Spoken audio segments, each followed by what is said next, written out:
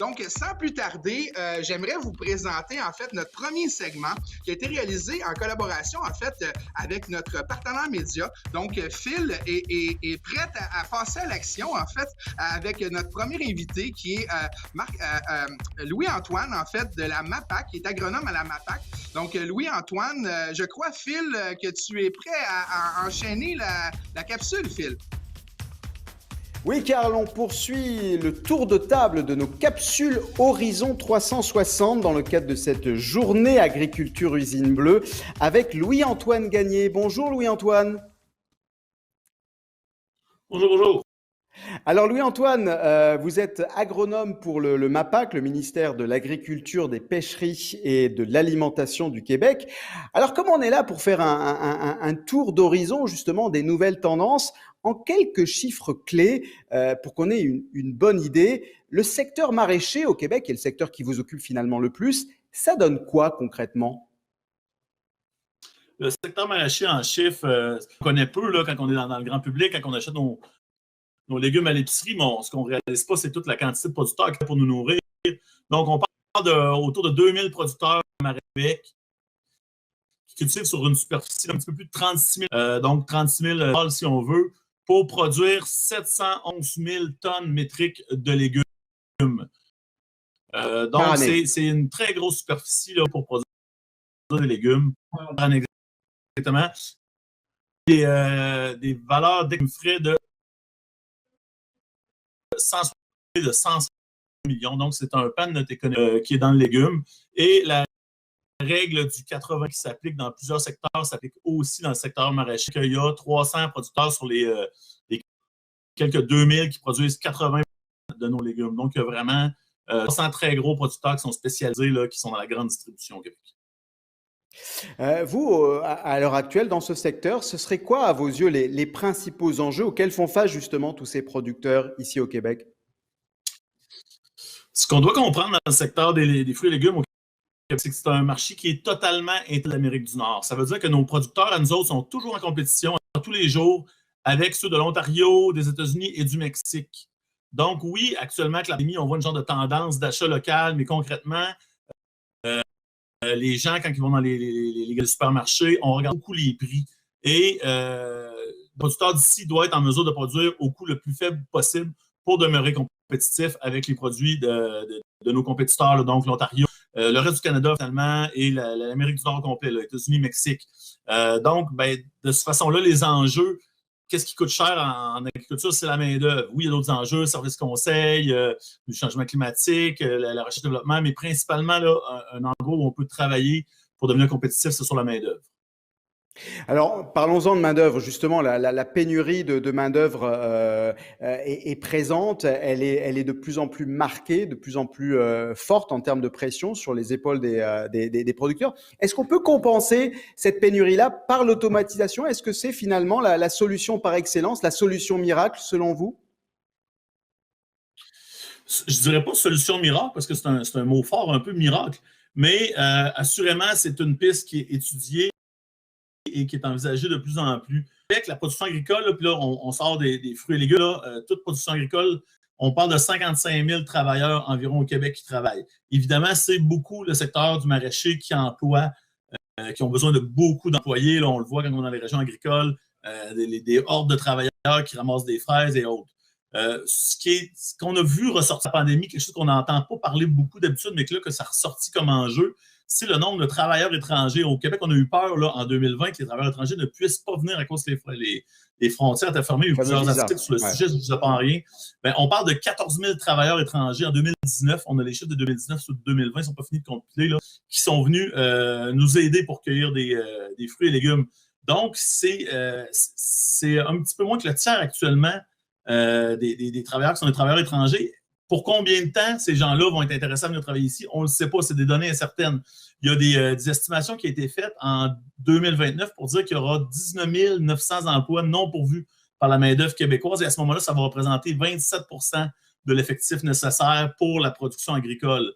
Donc, si on veut baisser les coûts de production, c'est par là qu'il faut commencer parce qu'il faut savoir que la main-d'œuvre, ça représente près de la moitié des coûts de production des entreprises agricoles.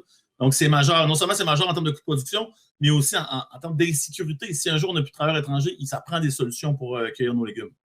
Donc, soyons très clairs, ça veut dire que l'automatisation n'est pas là pour prendre ou voler des emplois, mais au contraire pour compenser des emplois que finalement, on va perdre ou oui, on a déjà perdu. Exactement. L'automatisation est une solution et elle doit être développée. Dans le fond, les besoins de mécanisation ils ont déjà été identifiés. Là, les associations de producteurs ont déjà travaillé sur identifier, par exemple, les semis, la transplantation, le désherbage sur le rang. Quand je parle de sur le rang, là, dans le fond, tu as les légumes, tu as les entre-rangs qui se font de façon mécanique assez bien là, avec les tracteurs, mais sur le rang, entre les légumes, comment un appareil avec un œil optique peut détecter ça, c'est une mauvaise herbe, ça, c'est pas une mauvaise herbe, comment l'arracher et comment rendre ces technologies adaptées-là à des productions spécifiques, dans le fond, qu'on soit dans les brocolis ou dans une autre production, à différentes tailles d'entreprises, petites, moyennes et très, très grosses entreprises, comme les 300, je vous ai parlé tantôt, des technologies qui sont adaptées à nos conditions climatiques, chaud, froid, venteux, pluvieux, et aussi des technologies accessibles, je parle financièrement, et qui se remboursent pas sur 25 ans, mais sur un nombre d'années limité, si on veut. Là. Donc, il y a beaucoup de travail à faire pour développer ces technologies-là, pour les adapter à nos producteurs, mais c'est nécessaire. Et on voit évidemment le besoin que peut combler la technologie. Alors, on le constate aussi, Louis-Antoine Gagné, les besoins en matière d'agriculture sont plus complexes que jamais, de la traçabilité des produits à la multiplication des critères de sélection des produits eux-mêmes. Pour vous, là, du côté technologique, quelles sont là aussi les principales tendances qu'on voit venir pour aider justement les agriculteurs, les producteurs à y voir plus clair et accompagner tous ces changements-là face à cette complexité? Les tendances qu'on voit le ministère avec les associations de producteurs de légumes, l'Association de producteurs maraîchers du Québec et d'autres groupes de producteurs comme l'Association de producteurs fraises framboises et j'en oublie sûrement, ont mis sur place là, un groupe là, ça s'appelle le groupe sur la compétitivité horticole. Dans le fond, comment entreprendre des actions pour rendre ce secteur-là compétitif et se démarquer et être périn dans le fond dans le temps, là, que nos entreprises soient rentables et qu'on puisse dépendre de moins de l'importation pour nos fruits et légumes. Puis on le voit beaucoup, la pandémie a accentué tous ces désirs-là, si on veut, au niveau de l'autonomie alimentaire. Les solutions technologiques, elles ne manquent pas. On le voit, l'autoguidage des machines, le contrôle de l'environnement, l'automatisation des tâches répétitives, pénibles. Bon, parmi toutes ces solutions-là, lesquelles, selon vous, sont là pour durer et lesquelles vont faire une vraie différence pour toutes les exploitations agricoles québécoises? C'est une question difficile à répondre. Là. On ne peut pas vraiment avoir dans une boule de cristal. C'est sûr que les opérations de cueillette, là, par exemple, là, où les cultures, la récolte se réalise encore majoritairement manuellement, je parle de la laitue, le brocoli, le poivron, les tomates de champ, les cocombes, il risque de se développer des outils là-dedans. Et comme je parlais aussi, plantation et le désherbage. Là, Désherbage. Le désherbage, c'est vraiment la clé. Et il y a des appareils qui existent actuellement, là, on en voit, il y a des vidéos qui existent qui se font de ça, mais ce n'est pas encore utilisé énormément au Québec parce que les technologies ne sont peut-être pas tout à fait au point, du moins je pense, et aussi le coût d'acquisition de ces machines-là n'est pas à la portée de tous. Là. Mais c'est sûr que c'est quelque chose qui s'en vient dans les prochaines années. Alors justement, vous en faites état, ces technologies, elles ont aussi leurs limites ou leurs défauts. Le coût élevé des équipements, c'est ce que vous venez de mentionner, en fait partie. Les contraintes logistiques aussi ou techniques qui y sont rattachées. Comment le MAPAC fait pour parer à toutes ces difficultés-là? Le ministère, évidemment, ce qu'on comprend le ministère, c'est qu'il y a le central au Québec et il y a toutes les directions régionales. Bon, dans les directions régionales, il y a de l'accompagnement qui se fait auprès des producteurs. Mais il y a aussi des programmes qui sont mis à disposition des producteurs ou des associations ou des centres de recherche. Donc, actuellement, on sent que à ce niveau-là, là, il y a un vent fort qui souffle de façon positive sur le secteur. On peut penser au secteur des serres avec la volonté du gouvernement Legault de doubler les superficies en serre au Québec. Donc, on a eu les annonces, on a entendu les programmes pour l'autonomie alimentaire, ça va des programmes de serre, il y a autant de développement avec les appels de chaires de recherche qui sont en cours actuellement, là, qui se terminent le 9 mars, les appels de projets d'envergure. C'est vraiment beau de voir la concertation entre les centres de recherche et les universités actuellement pour développer des solutions qui répondent aux besoins des producteurs en serre. Et ce qui est super bien dans cette stratégie-là du gouvernement actuellement, c'est qu'on a réussi à identifier différentes strates de producteurs. Dans le fond, on a développé un programme pour les très grands producteurs. On peut parler, sans les nommer, les Savoura, les Toundra, les Demers. Et pour les moyens producteurs et des programmes aussi pour les plus petits producteurs. Faire mentionner un article ce matin, pas ce matin, là, mais il y a quelques jours, excusez-moi, dans la presse, où on disait que pour la première fois depuis 1941, le nombre de fermes est en augmentation au Québec. Donc, c'est une année, on pourrait qualifier d'historique. Là. Retour à la terre. Et c'est principalement dû aux petits producteurs maraîchers. On peut panier les marchés publics, l'agriculture biologique. Donc, c'est une tendance forte qui s'accentue d'année. Mais justement, quel conseil vous donneriez à une entreprise AgTech qui cherche à développer des solutions pour tous ces producteurs qui s'en viennent sur le marché? Moi, j'adore cette question-là. Soyez à l'écoute des producteurs. Les producteurs, là, ils ont leurs enjeux, ils ont leur métier, ils savent qu'est-ce qu'ils font exactement comme métier. Il ne faut pas leur proposer des nouvelles façons de produire. Il faut répondre à leurs besoins de producteurs. Donc, soyez à l'écoute, appelez les associations de producteurs, l'Association des producteurs maraîchers du Québec, et ils ont identifié vraiment là, des cibles. Allez voir les centres de recherche qui travaillent spécifiquement là-dedans. Je pense au CRAM, là, le Centre de recherche agricole de Mirabel, et il y en a plein d'autres, pour voir c'est quoi les enjeux que les producteurs spécifiques ont et comment des AgTech, des entreprises de haute technologie peuvent les aider. Parce que c'est sûr que ça bouillonne actuellement, mais ce qu'on entend du côté des producteurs, c'est qu'on ne veut pas se faire proposer de nouvelles façons de produire. On en a en masse d'enjeux. On veut que vous répondiez à nos besoins. On ne veut pas du gadget. C'est ça qu'ils disent. On peut avoir du gadget. On peut avoir du gadget. Juste pas une nouvelle méthode de production. Notre métier, nous, c'est de produire. Ça, on le maîtrise bien. Maintenant, trouvez nos défis et répondez-y avec nos technologies. Louis-Antoine Gagné, on l'a constaté avec la pandémie, c'est le retour à un certain nationalisme de l'industrie et du commerce. Consommons local, privilégions justement les circuits courts. Y a-t-il de nouveaux programmes actuellement au MAPAC qui vont stimuler l'autonomie alimentaire et justement la réponse à cette tendance de ce retour à la terre que vous évoquiez il y a quelques minutes? Il y a un programme au niveau de l'achat institutionnel. Malheureusement, je connais pas les tenants et les aboutissants de ce programme-là. Il y a les programmes de serre dont je vous ai parlé. Il y a toujours des programmes là, pour l'environnement, si on parle de prime vert ou initiative en productivité végétale. C'est des programmes pour aider les entreprises à devenir plus productifs. Il y a eu on a une grosse volonté de faire de l'achat local qui est exprimée beaucoup dans les médias et dans l'opinion populaire. Mais concrètement, il y a une étude qui est sortie ce printemps, le printemps passé, en fait, le temps passe vite, qui nous disait que le consommateur, là, de mémoire, était prêt à payer seulement 5 % de plus pour un produit local. Donc, concrètement, oui, il y a une volonté. Est-ce que ça se traduit véritablement en achat? Pas nécessairement, j'en doute. C'est pourquoi les producteurs, puis je répète ce que je disais tantôt, qu'on est dans un marché qui est intégré sur l'échelle d'Amérique du Nord, se doivent d'être compétitifs. On ne peut pas juste penser que parce que ça vient de chez nous, on va être prêt à payer. Ils sont en compétition. L'acheteur dans une grande chaîne, lui, a ses listes de prix, puisque le produit vient du Mexique ou du Canada, il travaille pour une entreprise privée, il doit obtenir une rentabilité. Donc, c'est le prix qui fait foi de tout.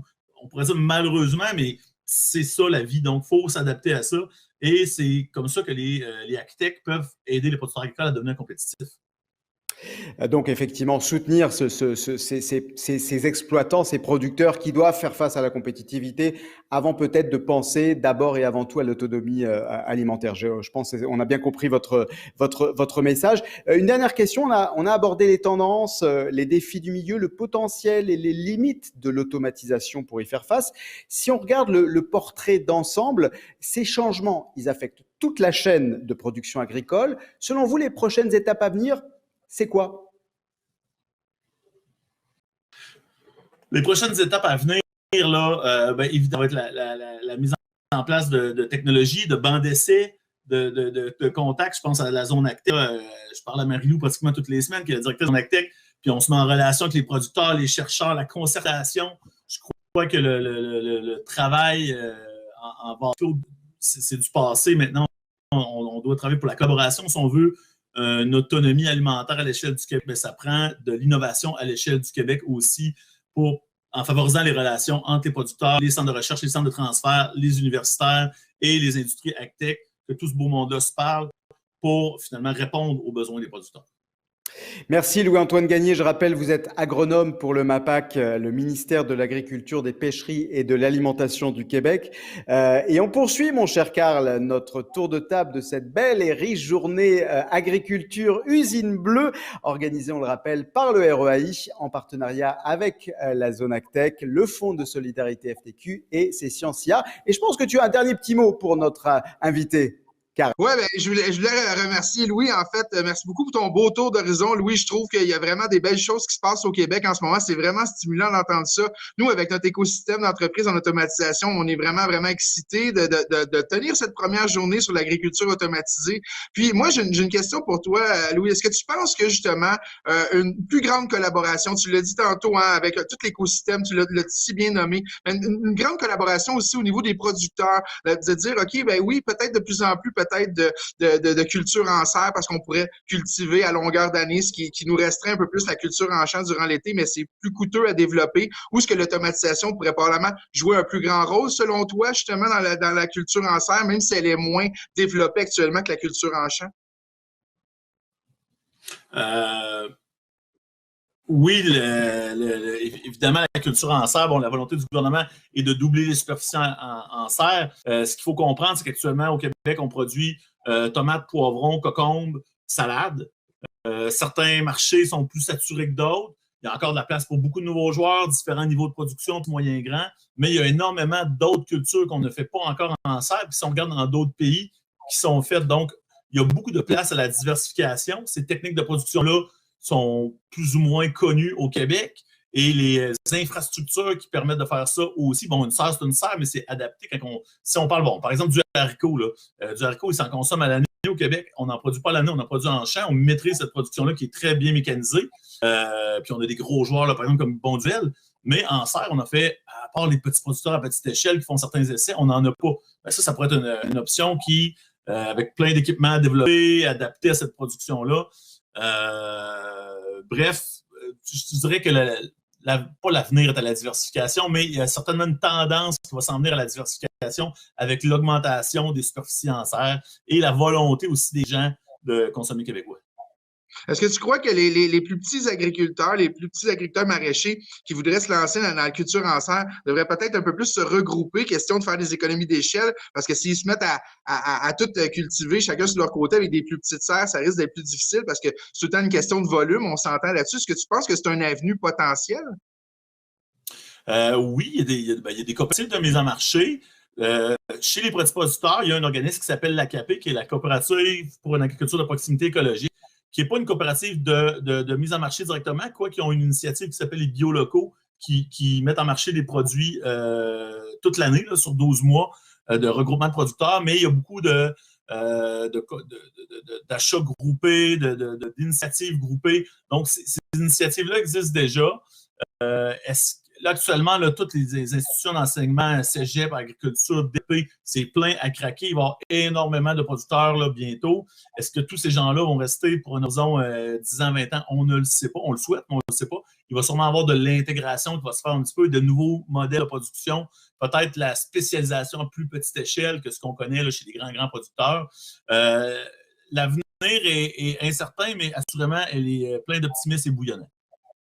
Hey, je te remercie beaucoup, Louis-Antoine. C'est super apprécié. Je pense que ça fait un beau tour d'horizon 360 degrés de ce qui se passe en ce moment dans l'agriculture. On te remercie infiniment. Puis au plaisir de collaborer avec toi de nouveau dans des prochaines journées sur l'agriculture automatisée. Merci beaucoup, Louis-Antoine.